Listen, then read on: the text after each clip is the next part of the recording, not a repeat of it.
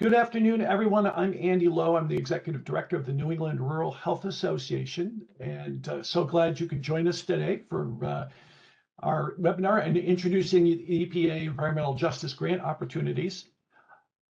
We'll start by doing some housekeeping, introducing the team, and then we'll get into the agenda and so on. So, Anne-Marie, I'm going to turn it over to you for those things.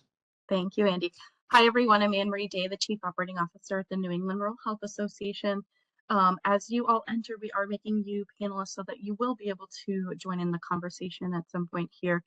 We'll have you muted during the presentation, but we do encourage question and discussion at the end. You can also enter your chat questions into chat, which we'll be monitoring to address at the end as well. We do have an evaluation link you'll see for feedback in the chat, and that will be hosted on the events page as well. So we do encourage you to let us know how we did, as we are always trying to improve. So I'll just call on the core team here. You met Andy and I at the New England Rural Health Association. I will turn it over to Neelab, our newest team member for this project, to say hello. Hello, everybody. My name is Neelab. I am environmental project manager here with NIRHA. I'm very happy to be on board and excited to be a part of the team. Thank you. And I'll turn it over to our colleagues and partners at the University of Connecticut. Carolyn? Good afternoon, everyone. I'm Carolyn Ling. I am the director of Region 1 EJ TIC-TAC. I'm so happy to see all of you here, and I'm even more pleased that we have our esteemed colleagues from New England Rural Health Association to help us go through an introduction to EJ grant opportunities. We will have more and more webinars and a series of different webinars to introduce each topic, including this one as well. I'll turn it over to my colleague, Dr. Rupal Parekh. Hello, good afternoon, everyone. So wonderful to be here. My name is Rupal Parekh. I'm one of the associate directors for EJ TIC-TAC. I'm also an assistant professor at the School of Social Work. And my role will really be focusing on community engagement. And as Carolyn said, we're going to have a series of webinars and hopefully many around community engagement, community involvement, and how you can make an impact in your community. So I look forward to more engagement. Thanks. Thank you. And we'll turn it over to our partners on the grant making side, Cynthia and Brandy. Hello, everyone. Good afternoon. My name is Cynthia Espinosa Marrero. I am with Health Resources in Action, one of many quarter partners that are the grant maker for this region. I'm very excited to be here today with a couple of colleagues. I don't see Brandy yet, but I do want to give a quick mic check to our colleague Stephanie Williams, if you want to say hello. Good afternoon, everyone. My name is Stephanie Williams. I'm the Deputy Director here at ACE, the Alternatives for Community and Environment, Inc. And we are the organization and the partner selected to lead the anchors throughout this wonderful initiative, along with our teammates or our partners, One Square World. I'm not quite sure if they're online, but good afternoon, all. Thanks, Stephanie. So those are our core team members here today that'll be sharing resources and information and doing some Q&A. So just wanted you to put some names to faces before we jump in. I will have Andy kick us off with the agenda. Once again, welcome. This is our particular kickoff. There have been a couple of others already through UConn and through the grant makers at HRIA. This is intended to be a very high-level overview just to introduce the project. And as you heard, there are going to be a number of other webinars coming along the line. This entire program there's been a lot of planning to make sure that there's education of people right along the line. So a quick introduction just about who we are for people who may not know. Again, I'm the Executive Director for the New England Rural Health Association. We have over 500 members and a mailing list of over 5,000 rural health professionals and stakeholders throughout New England. We have a number of programs that we work on as well as our membership activities. And one of these right now is this environmental justice Thriving Communities suite of programs that are going on. And we are a partner of the, so the entire name of this is the Environmental Justice Thriving Communities Technical Assistance Center, or EJ TICTAC. So if you hear EJ, that's Environmental Justice. If you hear TICTAC, that refers to the Technical Assistance Center. And then the grant makers are our friends at Health Resources in Action too. Go on to the next slide, please. So this is our overall agenda today. You can see how this is going to unfold. Once again, it's a very high-level introduction. I want to give folks a chance to ask questions, and we'll have the appropriate people answer them. So just a quick, kind of a quick introduction. As I said, we at the New England Rural Health Association are a partner of the EJ TICTAC Region 1. We'll get into the various regions and so on down the line. And as such, we are the rural outreach and engagement partner for this program. So that's our part in this, is to help get the word out to our New England rural communities and stakeholders out there about this grant program and what's going on. So again, this is our kickoff at a very high level. There'll be more detail down the line and so on. So we will be talking quickly just about the reasons for the EJ program and the fact that how the EPA is responding this particular to the needs, going into some of the technical assistance kinds of things that we're going to be doing, hear from the grant makers specifically about, I think that's going to be what a lot of people are most interested in, it is what exactly is available. Some of the EPA opportunities out there, we're going to be talking a little bit about things that would be helpful in terms of actually applying for the grants. But again, you're going to hear more from the grant makers in some separate venues about that. And then look briefly at some of the opportunities and give you a chance to ask some questions. Okay, we can go on to the next slide. So the reason for the need for this kind of program should be evident to everyone who lives around the region, and probably pretty much nationally. We know that environmental and climate and energy justice are at the heart of a lot of things that affect public health out there. We know that these programs are aimed at underserved and rural communities, particularly, which has had have suffered historical inequities. And we all know just in recent history what's been going on around our section of the country. We don't have to look any further than the historical flooding that's gone in northern New England. Actually, we had flooding in Connecticut this year, but Maine, Vermont, New Hampshire, I think just about everybody has experienced significant flooding recently due to extensive rains, as well as some of the weather changes in the winter, things of that sort. We have to look only at the amount of smoke we've suffered from the wildfires in Canada and elsewhere, bringing health concerns in terms of respiratory issues and so on. So it's all over the place. And then we have clearly the need to prepare for and harden our infrastructure and so on. So these are the things that are kind of driving what's going on. And when we think of what's going on around New England in our rural and underserved areas, we need to remember that this can include all of our water bodies, and ultimately our lakes and rivers affect not just a single community, but many communities. We have historically, as anyone knows that's lived around the region, we have a lot of rivers running through it, and the mill towns that sprang up along the rivers are particularly susceptible, both from flooding, and then also we have, as mills evolved, there were issues with pollution and so on. And once again, this is the longest settled part of the entire country. New England is its own region that's unique compared to the rest of the country, since we have 400 plus years of history as a region. So it actually is really appropriate for us to be taking a regional approach to what's going on here.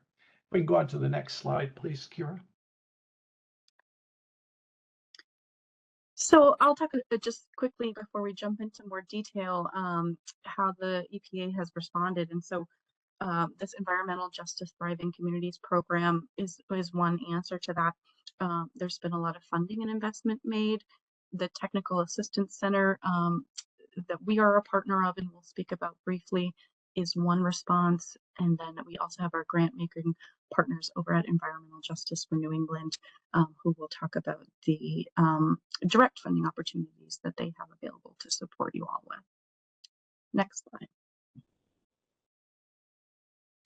So as Andy mentioned, there are different regions supporting this work. We are Region 1, New England.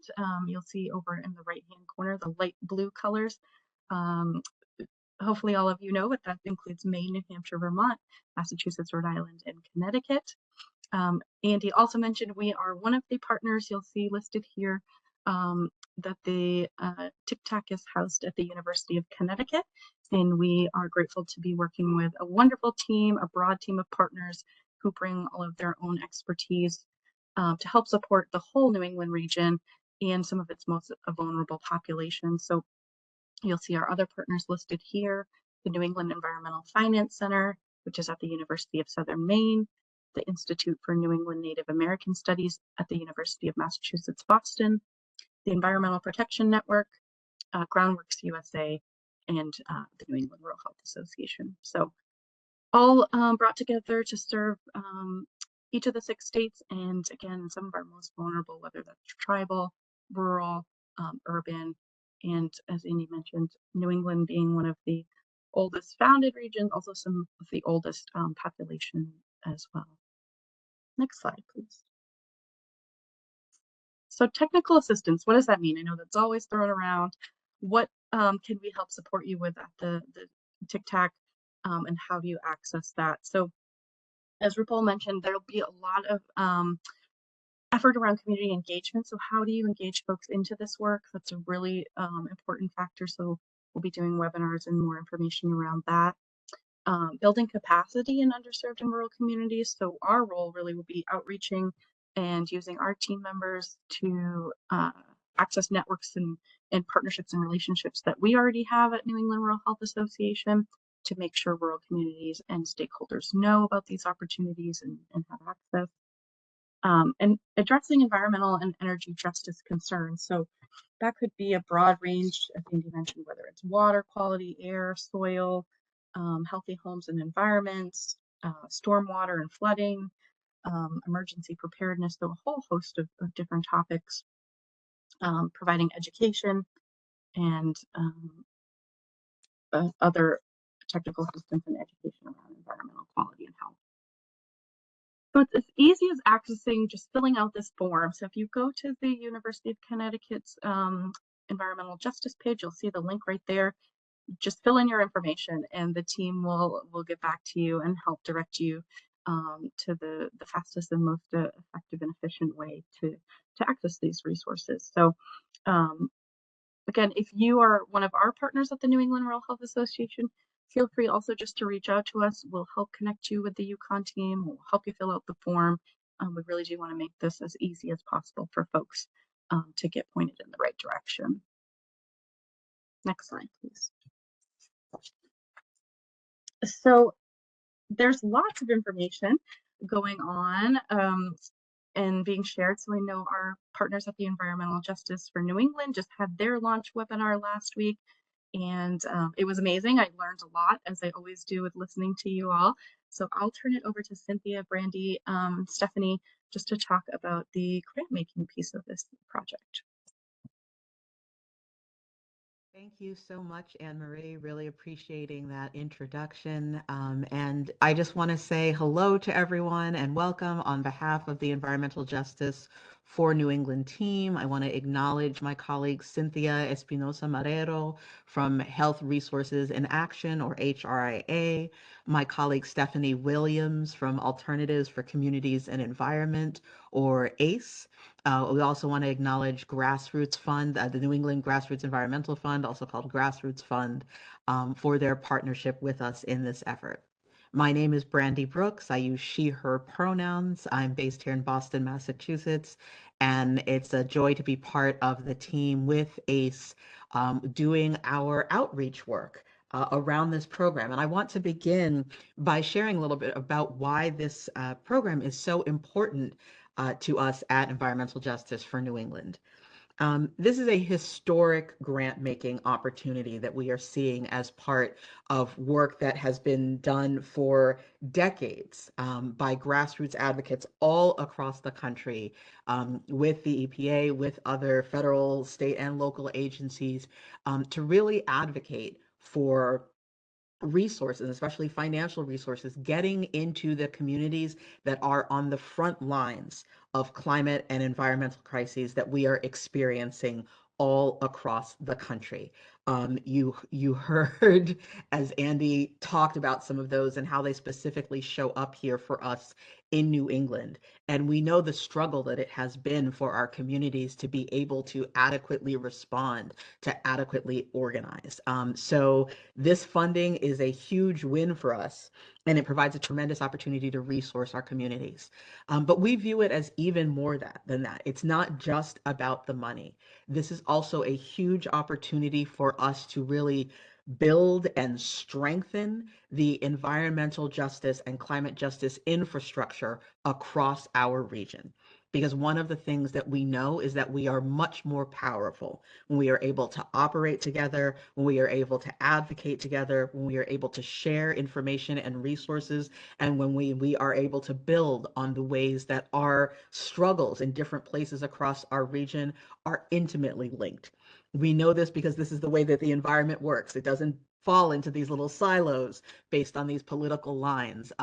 Watersheds, the way that soil works, the way that our air moves, we know all of this is interconnected. And so that's really how we look at this project, is that it is this opportunity for us to build our strength when it comes to individual communities and organizations, but also to build our strength collectively. And we're doing this again through a couple of layers, this core partnership formation that allows us to bring all of the administrative and organizing and grant making expertise that we want to bring to bear in support of organizations across New England. We also have a series of 6 amazing anchor organizations, one for each of our New England states. And I don't have the slide in front of me, but I'm going to try and remember them all. Cynthia, you can help me out here. In Massachusetts, we have Transportation for Massachusetts. In Rhode Island, we have the Racial and Environmental Justice Committee. In Connecticut, we have the Connecticut Roundtable on Climate in Jobs. In Maine, we have the Land Peace Foundation. I think in Vermont, what is it? Tell me this one. This is the Land one. and Opportunity Access Board. Land and If that's- Opportunities yeah, Access okay. Board. Absolutely. And then in New Hampshire, we have the Rights and Democracy Institute. So in each one of our state, we are bringing these anchor organizations to really help ensure that state-based, locally appropriate outreach is getting into each of our communities, knowing that for each of our states, the situation is a little bit different. The ecosystem is a little bit different, and we want to be respectful of that. And I think the last thing that I want to say before I hand it over to Cynthia to talk about some of the details of the grant making program is that I'm really, really excited that you all at the New England Rural Health Association have invited us to be here and that you're part of the TIC-TAC partnership, because it is incredibly important that these resources get to our rural communities. We know that there are a lot of environmental justice struggles in urban communities, but there are ways that those get more attention, even as they're still under-resourced. There are so many ways that when it comes to infrastructure, when it comes to really highlighting not only the struggles, but the amazing innovative work that is happening in our rural communities, that story doesn't get lifted, and those resources don't get to the folks who really need them. And so we're really excited to have NARA as a partner in order to help us make sure that the extent of what we are able to build through this grant program is as wide as possible. So with that, Cynthia, I'll hand it over to you. Thank you so much, Brandy. And again, very excited for this great partnership. Also want to shout out, I see Michelle from the Connecticut Roundtable on Climate and Jobs, who are one of our anchors in the room. So wanted to also acknowledge you. Again, very excited to share high level about the grant making program and happy to answer questions later. But as Brandy mentions, it's a great opportunity. We have $48 million available funding for New England, including tribal nations as well, throughout 2027 on our website. And I'll put those links in the chat in a bit. We have the request for proposal, and it's an optional interest form. So if you have questions about your projects, want to talk with one of us in our core team to talk through that, you can reach out, but also highly recommend reaching out to the TICTAC as well.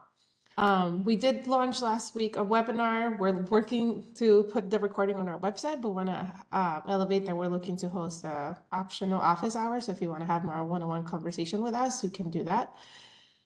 And then any questions that you may have, feel free to email us at the email in the screen as well. You can go to the next slide. I think that's all from my end. So thank you again, Anne-Marie and folks from the New England Rural Health Association for having us. Yeah, thank you so much, Brandy and Cynthia. You both are a wealth of knowledge and a support for folks as you're thinking about your projects and thinking about applying, and really just appreciate your comments and how important it is to represent rural. That really is our mission, and you know, our goal is to really make sure rural is a part of the conversation and considered in all facets. So we really appreciate that you all acknowledge that and include us in the discussion. So just wanted to give a brief overview of the timeline, and if there's more specific, Cynthia, please feel free to jump in. I know for the grant making, you all just had your launch and the application deadlines are shown there. So that's just the first round, correct? The February 14th of this coming year, and then May 16th of 25 as well. But they'll be continued to be accepted and reviewed quarterly through that following year too. As you'll see in the final little arrow there, our EJ TICTAC Technical Assistance Center Region 1 is launched and available now. So you can fill out that form or access any of us right now. And so the New England Rural Health Association is just beginning our rural outreach with this launch webinar. We also have our newest team member who will be managing the program, as you met, Nilab. So she just started next week, but is excited to really become an expert and a support for all of you too. And so we're just here to help and to spread the word. Next slide, please.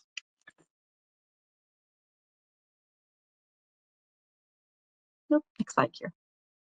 Quick look at a number of the opportunities, the wider opportunities available through EPA. And you'll be getting these slides and so the links, I'm not going to go into it in detail, but grants.gov, I suspect everybody here is familiar with. If not, you can definitely check that out and find everything from the entire spectrum available. There are regional grants that are available through that link. And then there are the specific EPA grants and so on there. And you can do it by CFDA listing too, as well as the others.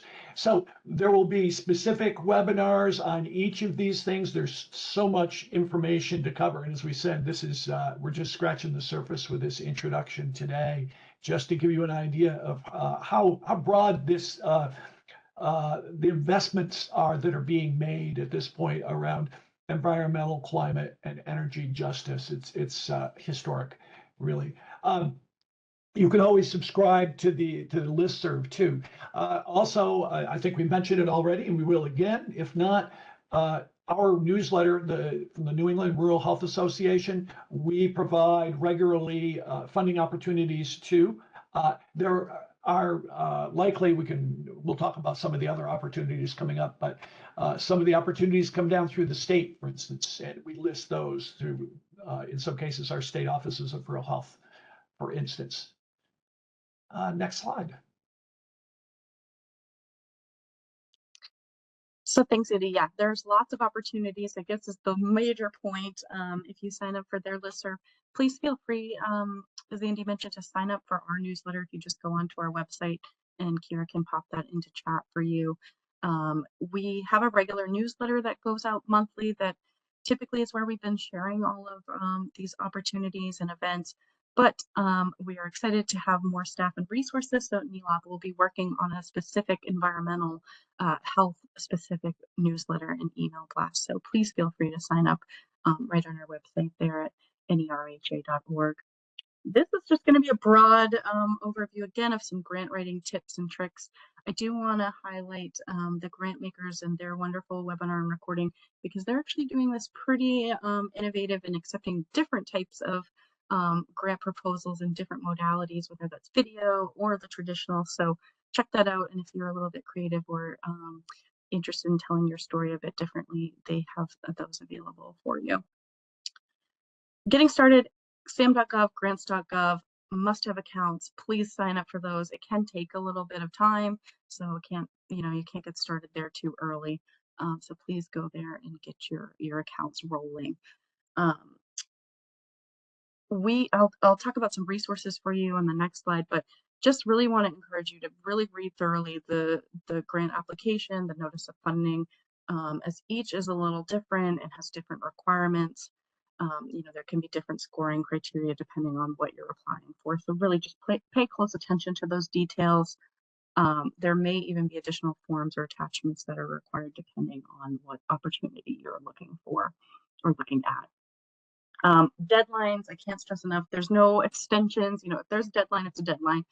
Make sure that you start preparing as early as you can, gathering your partners and starting your writing, because that can take some time as well, and you don't want to miss the opportunity to submit.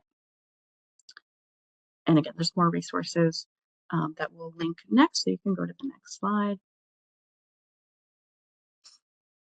I always say, think like a reviewer. So what is the goal of the funding opportunity, and how can you share your mission and your project purpose that will be as clear as possible and meet the mission of the funding? I really want to stress to engage additional support and really try to involve your community. I think that's really key, no matter the project, whether it's environmental project or otherwise. Building that community engagement, hearing from the people who live and breathe the work really will help shape your project design and make it higher scoring, and I think a more strong proposal. I just want to point out, so this isn't just specific to the environmental justice opportunities or EPA opportunities, but us at the New England Rural Health Association can be an additional support no matter the grant opportunity you're pursuing. We've been lucky enough to have additional funding and support through the Northern Border Regional Commission and our friends at the Federal Office of Rural Health Policy to provide some more one-on-one direct technical assistance for grants. So whether that's applying, writing, administering your grant, so really anything to do with that whole process, we have some resources available to help you with that. So more to come, but just wanted to plug that while we had a broad audience here. There's also some links up top. Please check those out. Again, registering for your SAM account in grants.gov, and there's some grant writing tips and trainings and webinars for you to view there. Next slide, please. So I'll turn it over to Andy to talk a little bit more about some other opportunities and resources outside of the EPA as well. And yeah, this is just a bit about some of the other things that are going on. There, as I said, the EPA alone is making a historic investment in these programs, but it's happening across the board. The Department of Health and Human Services has an office called for Environmental and Climate Assistance. They have the Office of Climate Change and Health Equity, which has just a lot of information. I would urge you to go to that link and check out what's going on. They have a grant program called the Catalytic Program on utilizing the Inflation Reduction Act.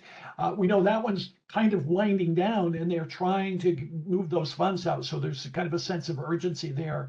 They have a tool called the Quick Finder that allows you to identify grants and opportunities that are applicable to you. And these grants are around, for our audience at the New England Rural Health Association, specifically or especially in the health sector. And a lot of that has to do with infrastructure. There are things like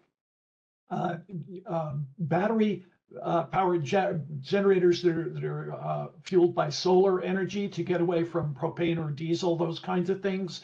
Could be smart vehicles. There are just a lot of things. Hardening for climate change could be against flooding, whatever it might be. Heat, providing cooling assistance, a whole huge range of things. So I would urge you to check those out.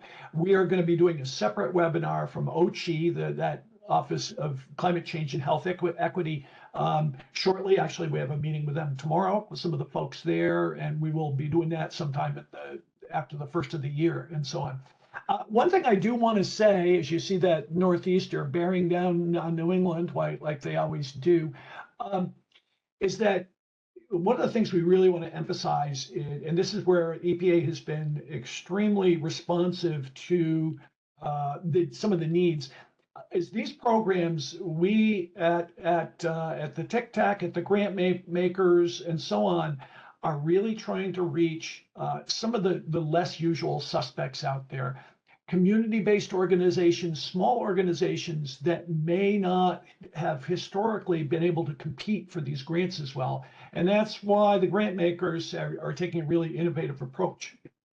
So we have this group on the call, which I suspect is people who are more used to this kind of thing. But one of the things we're going to be doing is outreach, and we'd like all assistance from all of you in getting the word out to your community partners to make sure that this really gets down to the people who need it the most. And that's why the technical assistance is there, is to make sure that, because some of these things are going to be beyond their experience in the past, they may not have a fiscal agent or something like that. So that's the reasoning behind this, is to provide the range of opportunities, but also the help that's needed.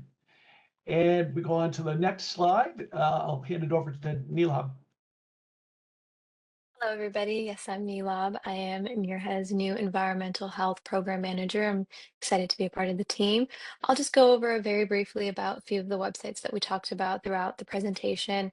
Definitely scan that QR code. That'll help get you access to the UConn's website, where they talk about specifically the technical assistance application that's linked there.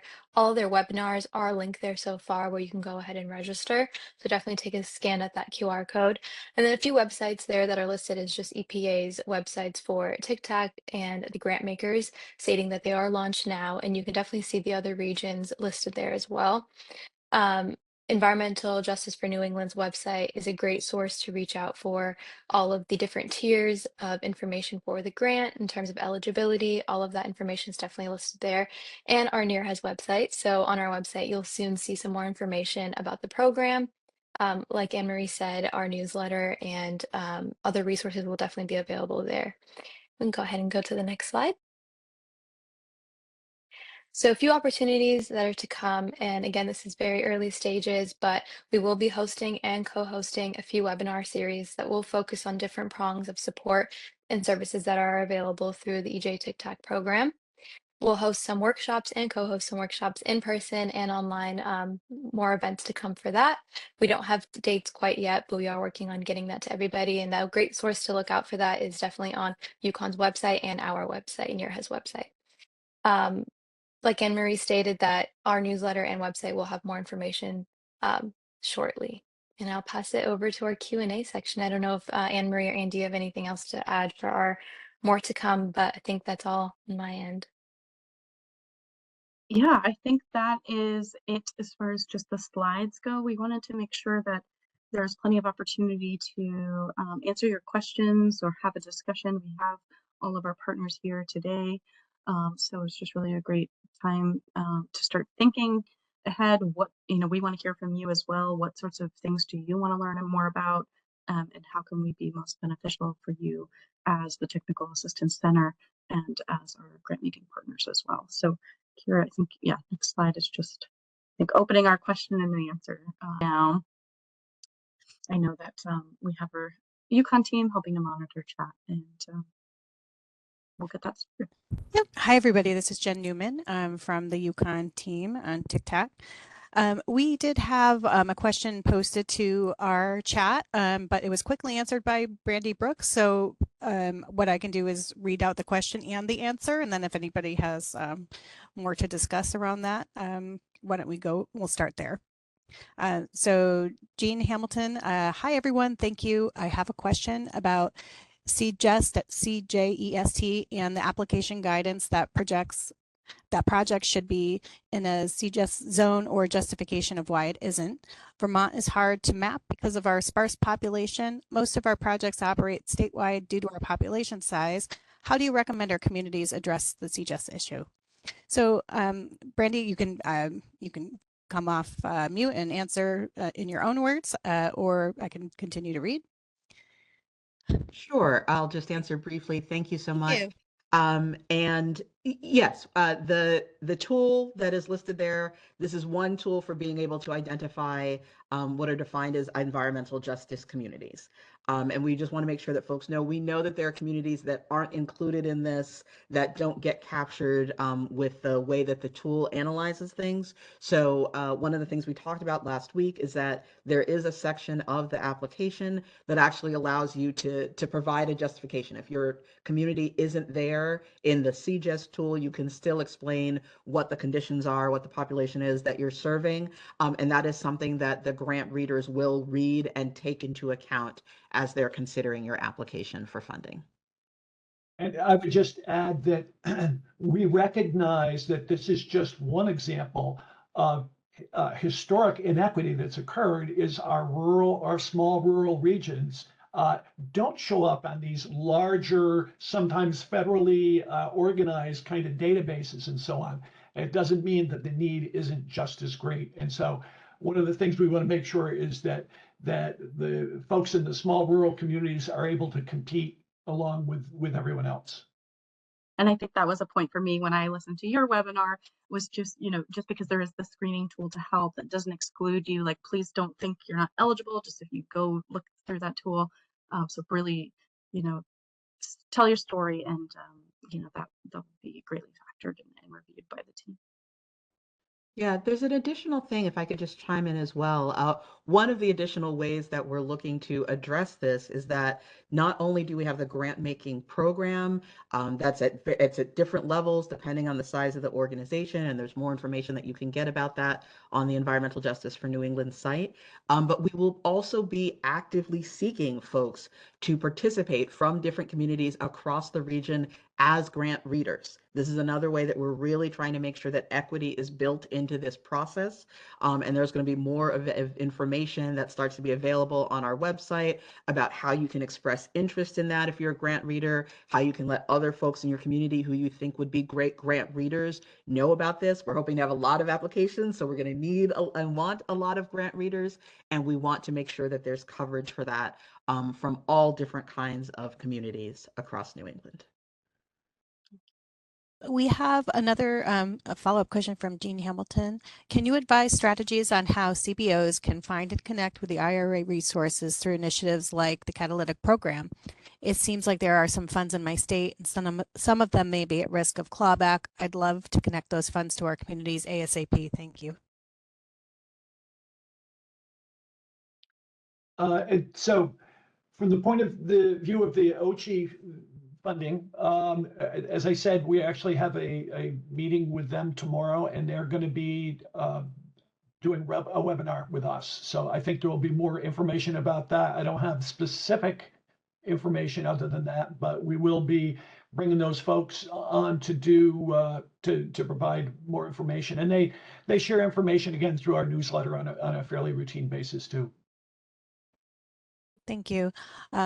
Michelle Eckman from the Connecticut Roundtable on Climate and Jobs asks, are there any professional requirements for grant reviewers? I can answer that. Right now, no. It's really, I think the requirement, and we'll make more public sort of an interest form of that sometime in mid-January or late January, is that you have some experience or reside within the New England states, right? Because we wouldn't like to have that context, but from our understanding, not quite program professional requirements. I'd also want to put the plug that we'll be looking for grant readers, but also our grant making committee, which is the body that actually will help allocate the funding based on the review from grant readers, but also from our governance council, who are helping us look at our scoring rubric and look at sort of what scoring processes will be But no, we want to make it open for folks, whether they're professionals or are very passionate about environmental and climate justice in their community. Thank you, Cynthia. Um, so our next question, Lena Enton. It looks like on the EJ for New England site that grants for Massachusetts are only for emerging organizations with 4 or fewer staff people. Are there other opportunities that I missed? Yeah, and I thank you for that. I think Brandy sort of shared there. Wanted to name the funding is for New England, not just the state. And I'm sorry if I read that wrong, but they are different levels. So the seed grant is one. Those are for small organizations that have 4 or less full-time staff. But they are different tiers that are available for larger organizations. And those, again, range from 150 to 350 from 1 to 2 years. And those are by different. So if you have an assessment project related to EJ or climate work, a planning one, or an implementation project. And forgive me, I'm looking at the chat and I did see that Brandy did That's reply to okay. Lena and also to the question you just answered again. So thank you for that. Our next question from Cameron Clegg, can the EJ for New England grants be used to satisfy non-federal match requirements for other federal grants such as LWCF?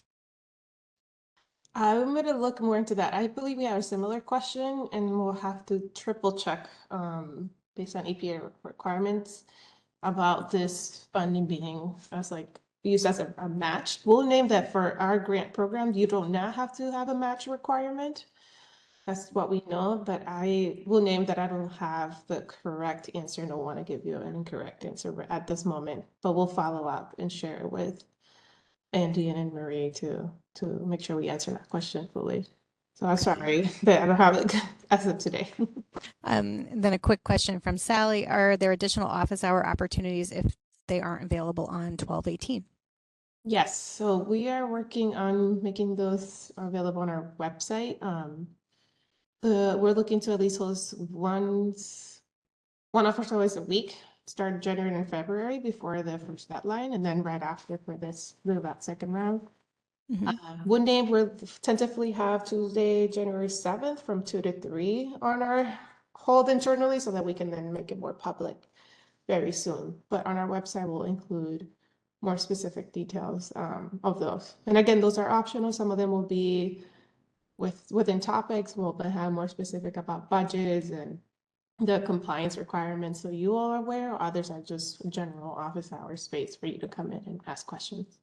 Okay, we do have our first hand up from Erica Schmidt. So Erica, if you'd like to come off mute, you can ask your question. So much my chat seems to be disabled. I can't figure it out. My question is regarding fiscal agents and fiscal sponsors and whether there's a limit on the number of community-based organization proposals within a single fiscal sponsor, and also whether there's any limit on the number of total applications that can be funded for a single lead applicant agency. Okay, so the first question was, is the limit for fiscally sponsored, like a fiscal sponsor organization applying to this grant making program? Did I get that correct, Erica? There is, and I'm gonna double check with my colleague. I believe we did move it up to 4 potentially for the per rounds, from my understanding, and I'll confirm. And then as a lead, you can apply for multiple tiers. The awarding, how it works, and please let me know if I'm not answering your question. Just be like, Cynthia, that's not it. Like, feel free to do that. Because I can go, I just want to make sure I give you all the information. You can apply for multiple tiers. So let's say if you apply for tier 1, which is sort of the planning tier, and also the assessment and then planning. You first have to fulfilled and close the first tier of grant in order for you to receive the other one. But so you can get awarded up to 2 at a time at this moment that we know. And we're sort of, again, getting more clarity as well. I know there's a lot of nuances and all that. And specifically, if you're fiscally sponsored, we want to make sure that there's some fiscal sponsors within the region that also are supporting multiple projects, right? We want to make it available so that they can apply. I believe right now it's up to 4 or 5 that we had open it up per round. Okay. And I'll triple confirm. We have a running list of questions, so we want to make sure that we can, we Yeah, can. this would be a big one in terms of the Yeah, number for sure. of communities with community-based organizations that would need a fiscal sponsor.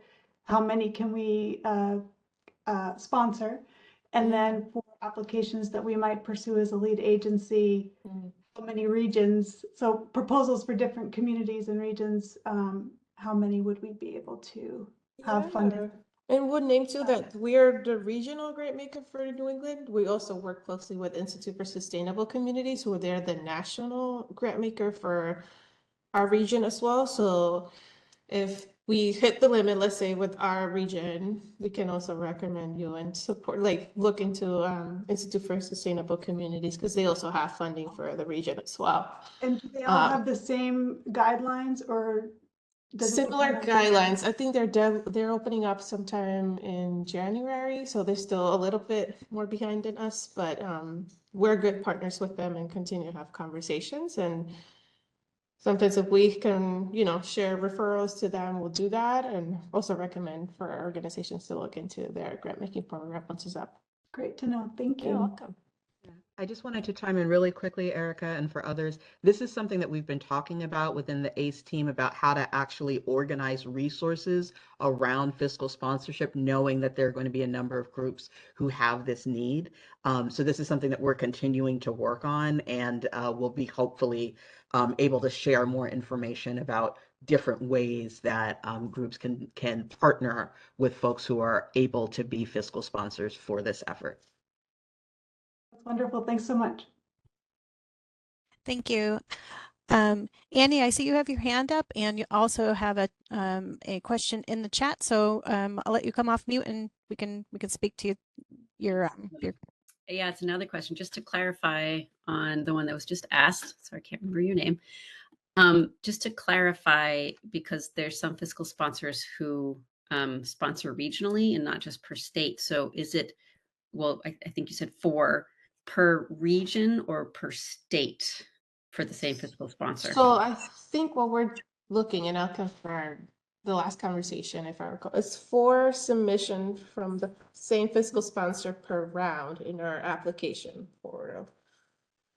Whether they fiscally sponsor regionally or per state is, I don't think there are specific details. There's more like how many they can submit within our rounds of applications. I hope that's clear.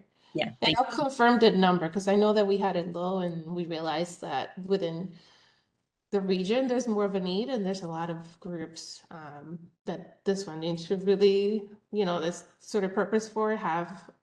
There's like a handful of fiscal sponsors that are supporting those. So we did ask EPA to raise that number for the region. Nice. Thank you so much. Yeah, you're welcome. We do have 2 more questions in the chat. Clark asks, can you apply for multiple tiers for different projects? For mentioning, yes, we can. Fantastic. Amy Dransky from NRC asked, is there a way to know what other groups are here? Most folks don't have an org listed with their name, and it would be good to see who might be applying in our communities. Yeah, I don't know. Jennifer, will you have that with their registration information? We could share that post the webinar to see connect names with who they're from. Yeah, we'll do our best to help out there. Thank you. And again, reach out to us too if you're a rural community and considering, and we can make those connections for you too. Is this the last question, Jennifer, you think? Yep, that's the last question. So thank you, everybody. All right. Thank you, everyone, for being here. What I want to emphasize that this is just the opening act in a way that in January, we will have 2 webinars hosted by TICTAC. The first one's on January 16th. That will take everyone through the entire process of how TICTAC will assist all of you to go through the grant process.